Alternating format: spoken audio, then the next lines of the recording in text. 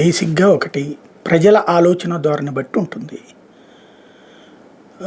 ప్రజల ఆలోచన ఎట్లా ఉంది? మన పిల్లలకు ఉద్యోగం గావాలి. ఉద్యోగం కావాలంటే కంపెనీ కావాలి.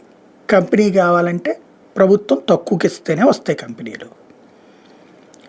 ఈ విధానం మనకి గత 30 ఏళ్లలో మన ఆలోచన ధోరణి మారిపోయింది. అంతకుముందు ఉన్నటువంటి ఆలోచన వేరు, ఇప్పుడు ఆలోచన వేరు. ఇప్పుడు ఫర్ ఎగ్జాంపుల్ ఇదివరకటి రోజుల్లో ఒక 20 ఎకరాలు అన్నారనుకోండి. ఏంది ఆడేవాడికి 20 ఎకరాలు ఇచ్చేది, రూపాయికి ఇచ్చేది? 20 ఎకరాలు మనం సరిగ్గా మంచి పంట వేసుకున్నామంటే ఏడాదికో ₹1,00,000 వేసుకుంటే 20 లక్ష ఇదే ఏడాదికి 3 పంటలు పడినాయి అంటే కనుక ₹3,00,000 లెక్కేసుకుంటే 23లో 60 లక్షలు డబ్బులు వస్తాయి మనకి. 60 లక్షలతో మనం దాంట్లో పనిచేసే కూలీలు కానీ వీళ్ళందరూ వేసుకున్న 100 కుటుంబాలు బతుకుతాయి.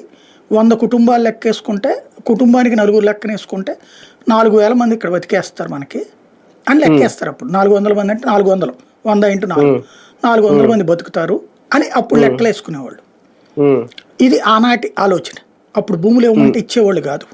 భూమిని ఒక తల్లిలాగా చూసేవాళ్ళు, ఒక సంపదలాగా చూసేవాళ్ళు. ఒక ఇంట్లో గోమాతని కానీ భూమిని కానీ అమ్మేవాళ్ళు కాదు. ఈవెన్ ఒట్టిపోయిన గేదెలను కూడా చూసుకునేవాళ్ళు అప్పుడు 20-25 ఏళ్ల క్రితం. అనుబంధం ఎక్కువ ఉండేది భూమితో కానిది. తర్వాత కాలంలో చంద్రబాబు గారు అప్పుడు